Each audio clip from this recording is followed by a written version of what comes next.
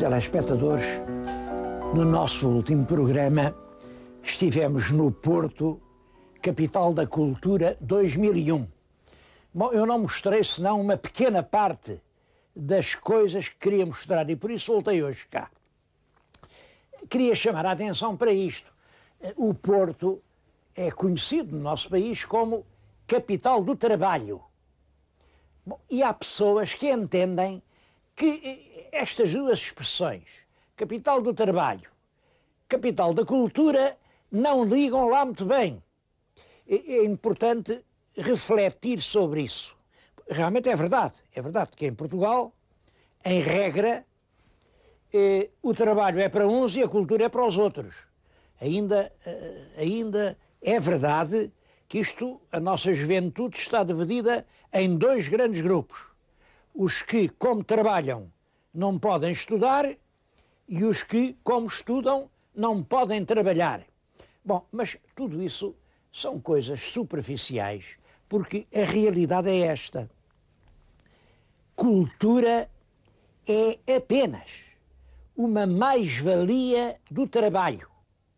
Onde não há trabalho, atividade produtiva, criação de riqueza, não há cultura. Todos os ciclos culturais brilhantes têm na sua base uma economia próspera, rica. É claro, podem-me dizer, isso não é bem assim, porque os gregos não trabalhavam e a cultura... Bom, não trabalhavam, talvez, os próprios filósofos, mas debaixo deles existia uma população imensa que revolvia o mundo para encontrar riqueza. E houve sempre realmente um pouco essa tendência. As pessoas que se dedicam à cultura gostam que sejam outros a trabalhar para eles, mas é realmente do trabalho que resulta a cultura. Isso é muito visível aqui na cidade do Porto. Vou-lhes mostrar 2 ou 3 exemplos que mostram isso com toda a evidência. Estou agora aqui numa livraria antiquária, a livraria académica, numa sala de raridades bibliográficas, tem tesouros. Eu vou chamar a atenção para alguns, por exemplo para isto. Isto que está aqui não é bem um tesouro, porque é uma edição relativamente recente, uma edição comemorativa da inauguração da Ponte da Rábida, que tem 50 e tantas gravuras do Porto. Algumas são realmente muito bonitas. Queria acentuar o seguinte: a cidade de Lisboa não tem nada que se pareça com este extraordinário número de gravuras da cidade. Representam cenas de navegação, cenas campestres, cenas de mercadoria, de exportação, de embarque de vinho, navios que entram, navios que descarregam, a população aglomerada no cais, muitas vistas do Rio Douro. Bom, é uma coleção realmente lindíssima, preciosa, e só a existência de monumentos como estes mostram até que ponto a cultura é prezada aqui no Porto. Esta livraria é a livraria académica, presta uma grande atenção a Camões. Eu estou-lhes a falar junto de um busto raro de Camões, rodeado de edições raríssimas de Camões, como por exemplo esta belíssima tradução inglesa feita em Londres dos Lusíadas. E a propósito de Camões, vou-lhes mostrar uma outra coisa.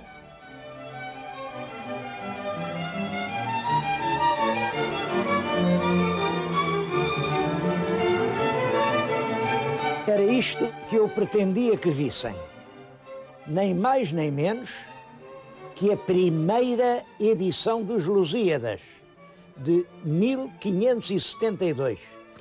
Esta é a verdadeira primeira, porque cá em cima cá está o tal pelicano e, como veem, este está virado para a esquerda. Depois houve uma contrafação em que o pelicano aparece virado para a direita, por erro dos tipógrafos. Mas a primeira edição desta obra raríssima. Está aqui numa biblioteca do Porto. Bom, numa biblioteca importante. É a biblioteca do Ateneu Comercial do Porto. Tem aqui mais de 100 mil volumes. E é uma biblioteca muito escolhida. E também o Ateneu comprova aquilo que eu lhes disse. A cultura é uma mais-valia do trabalho.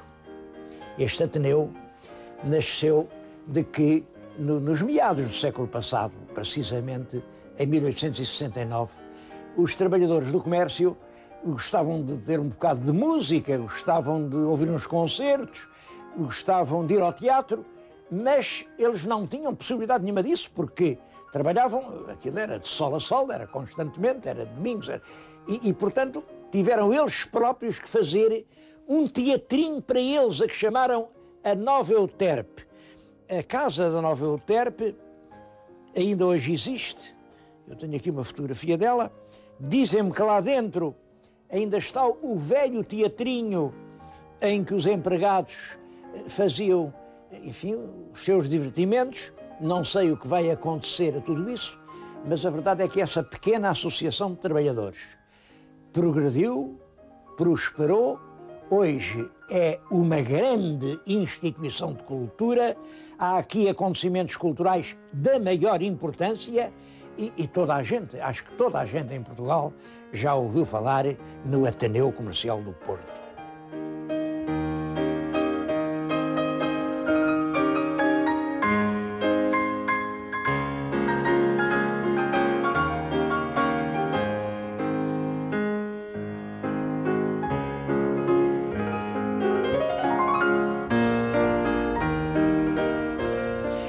Uma outra história formidável do Porto que mostra até que ponto cultura é trabalho. É uma história de 1875. Nessa altura, só as pessoas importantes, os senhores burgueses, donos das lojas, com as suas respeitáveis famílias, é que iam ao Teatro Príncipe Real. Bom, os marçanos, coitaditos, os marçanos dormiam assim em cima das arcas e tal, não tinham direito de ir ao teatro.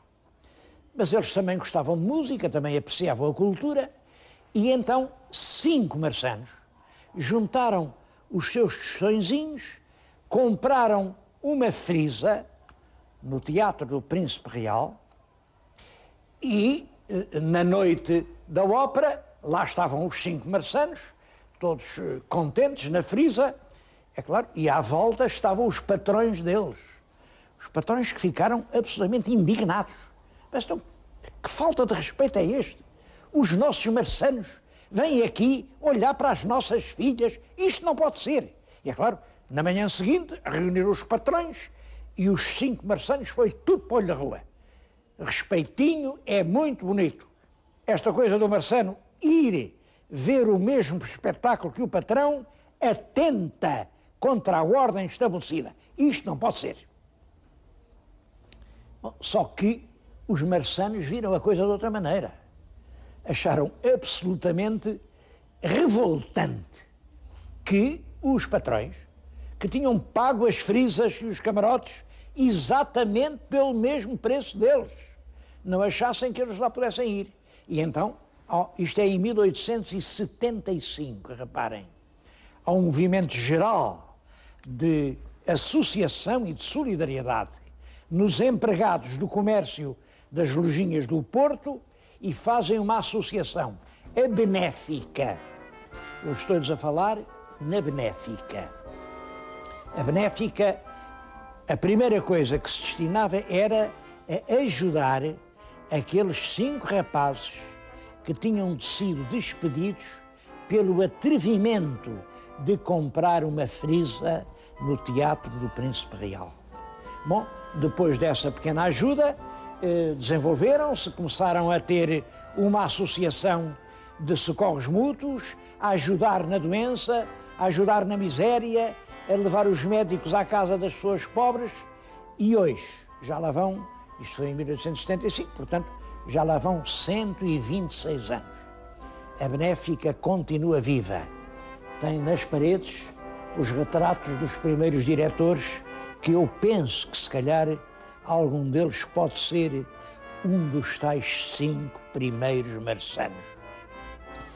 É uma instituição de grande valor, que presta grandes serviços aos empregados de comércio da cidade, tem serviços muito aperfeiçoados, e isto sim, isto é que é cultura verdadeira.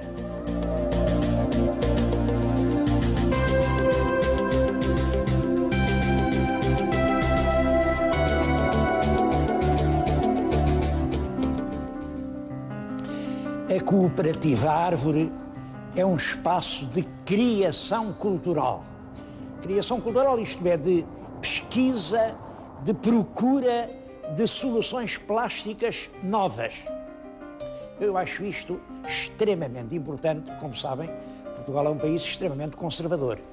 Nós repetimos em cada época os modelos herdados do passado e quase sempre as nossas inovações são importações. São coisas que a gente viu lá fora, faz cá dentro a ver se também fica bem. Ora bem, a esta regra penso que a Árvore é de facto uma exceção. É realmente um lugar, uma reunião de plásticos e de pensadores de todas as origens e influências. Aqui pratica-se a pintura, a escultura, a cerâmica, a serigrafia, a litografia, a gravura, fazem-se muitas exposições, há debates exatamente sobre o sentido da expressão plástica, porque este problema da arte, afinal, o que é arte? Bom, como sabem, para cada um sua verdade. E a gente continua muito, muito agarrado àqueles moldes que herdou no século XX, tinha-os herdado do século XIX, aquilo ainda vinha tudo muito do romantismo. Estávamos a viver uma arte com séculos de existência. Quais são os novos caminhos? Por onde é que se pode caminhar? É essas respostas que a Árvore tem procurado encontrar. E deve-se dizer com êxito, porque a Árvore dura há 38 anos. 38 anos de inovação permanente. É difícil aqui no solo do Porto, como sabem, é uma rocha compacta de granito, uma raiz perfurar, romper e perdurar. Mas esta árvore conseguiu perdurar.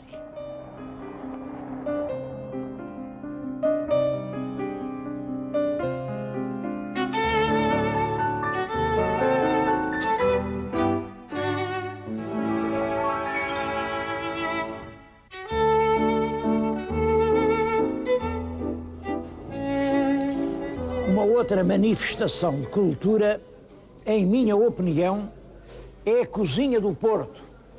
Bem, toda a gente já ouviu, conhecem as tripas à moda do Porto e sabem a origem disso. É que aqui o Porto, que é uma região pecuária, era na Idade Média uma região pecuária riquíssima, era aqui que as armadas dos cruzados se abasteciam de carne. Carne em barricas de salmoura. Bom, mas como sabem, as vísceras não podem ser metidas na salmoura, porque apodrecem rapidamente e comunicam depois a podridão ao resto da carne.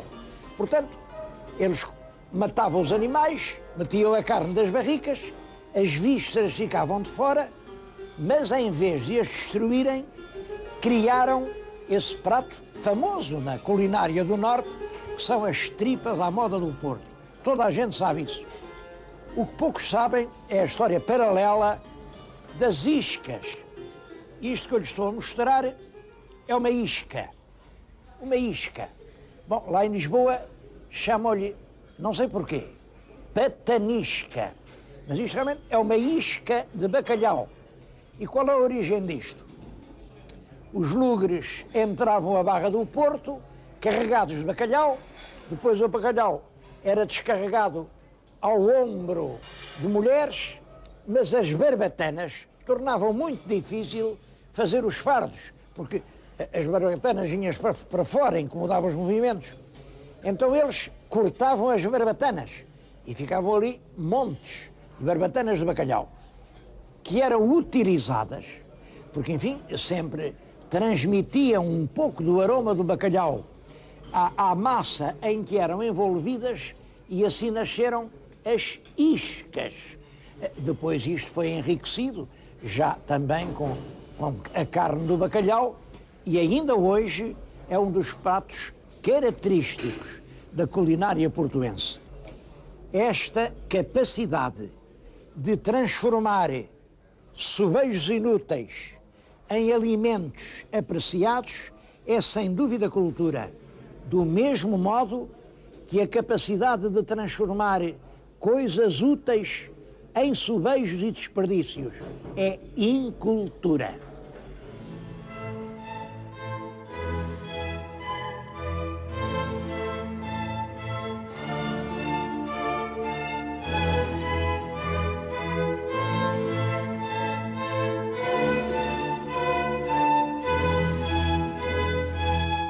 São Pedro de Miragaia tem uma igreja que não é muito conhecida, mas que conserva um museu cheio de preciosidades. Está diante de nós um tríptico pintado na Flandres no século XVI, no tempo, portanto, da nossa grande atividade marítima. Era quando o Porto tinha uma ligação muito grande aos portos flamengos. E, é claro, em parte, as mercadorias do Porto eram pagas com obras de arte. Isto representa a descida do Espírito Santo, é o Pentecostes. E penso que a figura que além está ajoelhada é um mercador portuense. Foi a pessoa que mandou vir o quadro. Bom, mas há aqui muitos outros tesouros.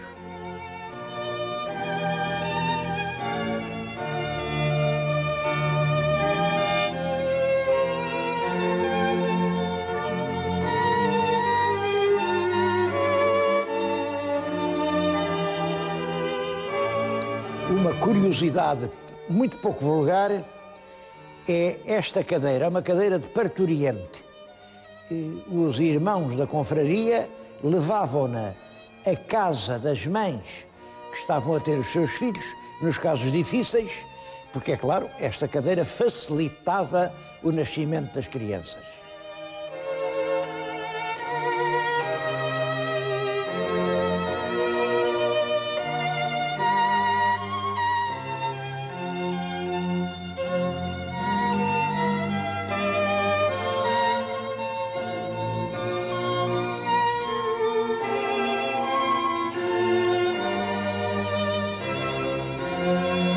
Mas há uma outra forma de cultura.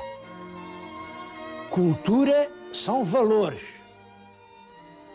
Eu aqui há tempos escrevi um livro em que dizia que Lisboa é a capital de Portugal, mas o Porto é a capital do caráter. Bom, e podia ter dito mais, a capital do caráter e da solidariedade. Não há nenhuma cidade portuguesa onde as instituições de solidariedade humana tenham tanta força, tanto poder, tanta vitalidade, como na cidade do Porto. Eu sei que posso ser injusto, porque há tantas, mas eu alguma tinha que escolher. Elas nascem fundamentalmente com as misericórdias no fim do século XV, atravessam todo o século XVI, XVII, XVIII. É claro, quando chega ao século XIX, as pessoas deixaram de ter fé. Deixaram de ter fé e, portanto, essas instituições que eram fundamentalmente religiosas, muitas delas, lá para baixo, morreram, apagaram-se como plantas que já não têm raízes. Aqui no Porto, não. As instituições religiosas, as velhas ordens terceiras, a Ordem Terceira de São Francisco, a Ordem Terceira do Terço, a Ordem Terceira da Lapa, a Ordem Terceira da Trindade, a Ordem Terceira do Carmo, continuam hoje ainda mais fortes do que eram antes e a ter uma atividade de fazer bem, de levar realmente um conforto a cada lar infeliz, um bocado de pão em cada sítio onde há fome, que são realmente um exemplo para todo o país. Eu tinha que escolher alguma, alguma para falar disso e escolhi a Ordem Terceira do Carmo. É por isso que junto de mim tenho esta imagem, uma imagem do século XVIII da Senhora do Carmo, e queria dizer isto ao meu telespectador. O emblema do Carmo é assim um montículo com uma cruz em cima. Bom, pouca gente sabe que aquilo representa realmente um monte. É o Monte Carmelo. Monte Carmelo que fica hoje no Estado de Israel. E o Monte Carmelo tem uma história que faz parte da história da civilização. Uma história de há 3.000 anos. Parece que há 3.000 anos reinava em Israel e Samaria um rei Acabe, casou com uma mulher muito bonita, era Fenícia, uma mulher fenícia, que era a rainha Jezebel. E a rainha Fenícia convenceu o rei judeu a trocar de Deus. Imaginem, ele mandou destruir todos os altares de Jeová e fazer altares ao Deus Baal. O Baal, bom, é claro, é nessa altura que vive o profeta Elias. O profeta Elias achou mal e então desafiou os sacerdotes do Deus Baal para subirem com ele até ao alto do Monte Carmelo. E lá, no Monte Carmelo, é um monte, eu já lá estive, e é impressionante, é um lugar realmente impressionante. Ali vê-se até longe um Mediterrâneo muito azul. E ele, o Elias disse, eu vou sacrificar um touro ao Deus que para mim é o verdadeiro Deus. Vocês sacrifiquem ao lado outro touro, um touro igual. E vamos pedir a Deus que venha dar um sinal de qual dos altares é o do Deus verdadeiro. Bom, estamos a falar da Bíblia, isto vem no livro dos Reis, no Velho Testamento. Lá cada um matou o seu touro, cortaram em quartos, puseram um altar e houve um grande estrondo nos céus, há um relâmpago e o touro do profeta Elias, quer dizer, o touro do Jeová, foi imediatamente consumido, ao passo que o touro do Deus Baal continua ali, ninguém lhe tocou. Foi a partir de então que os homens de Israel souberam qual era o Deus verdadeiro. É também a partir dessa altura que o Monte Carmelo se tornou uma espécie de altar místico. É ali que Deus se revela, é ali que se entende a verdade. Quando eu lá estive, vi que o monte ainda hoje está cheio de cavernas, umas cavernas com portas estreitas, viviam lá os ermitães, e isso é verdade desde há um período antiquíssimo, não sei até que ponto esta história da Bíblia traduz uma verdade exata. Agora, que hoje o Monte Carmelo é um lugar sagrado, Carmelo em italiano diz-se Carmine, em francês diz-se Carmel, em espanhol diz-se Carmen e em português diz-se Carmo. A Senhora do Carmo é a senhora que passou a ser venerada nessa montanha israelita, a Senhora do Monte onde Deus disse a verdade. A Ordem do Carmo existe hoje no Porto com uma grande força. O que estão agora a ver, olha, é um refeitório. Estão ali a ver pessoas a comer.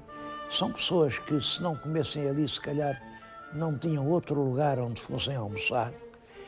E estão a ver ali umas dezenas, mas em cada ano fornecem 15.000 refeições. E não só ali, porque quando eles já estão muito velhinhos, já não podem andar, levam-lhe as refeições a casa. Isto mantém lares da terceira idade, onde estão pessoas, umas que pagam, são menos, outras que não pagam. Esses 3 lares, enfim, permitem a vida feliz de 120 pessoas. Tem um hospital particular, modelo. Este hospital é o hospital onde recorrem as pessoas mais importantes do Porto, porque aqui são extremamente bem tratadas. E é com esses lucros que se mantém aqueles que não têm posses para manter as suas vidas. Eu acho que este exemplo de solidariedade, de aproveitar aqueles que podem pagar para ajudar e enxugar as lágrimas daqueles que não têm poder para coisa nenhuma. Isto é uma lição de solidariedade humana, que é uma das provas de cultura, porque o futuro, senhores telespectadores, o futuro é a solidariedade. Se o caminho não for por aí, eu não vejo caminho nenhum.